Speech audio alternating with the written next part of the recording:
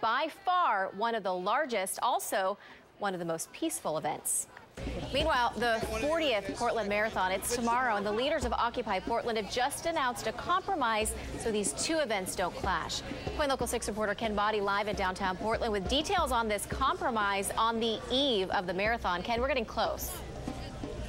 Well, Casey, take a look at what has happened with Occupy Portland now. It has grown so much. It started with a march on Thursday, and it's morphed into this encampment down here at Chapman Square. But for about 12 hours tomorrow, the camp will be relatively quiet.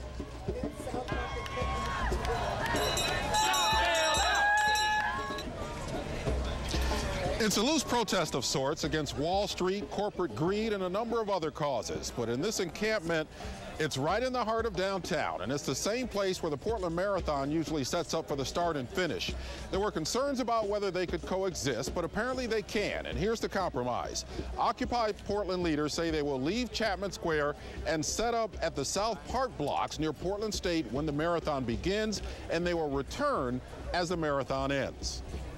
We have to be out of the park, and if we leave the park after 4 a.m., we are not to return until 4 p.m.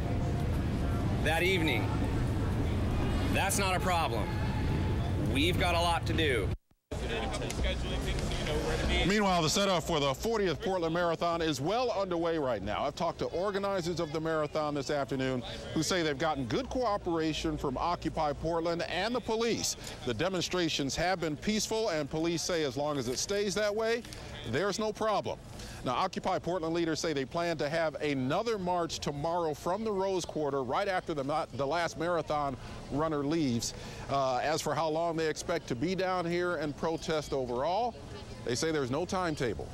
Reporting for you live in downtown Portland, Ken Boddy, KOIN Local 6. Thank you, Ken. We'll continue to follow that, too. And here's some video in just from Seattle where anti-war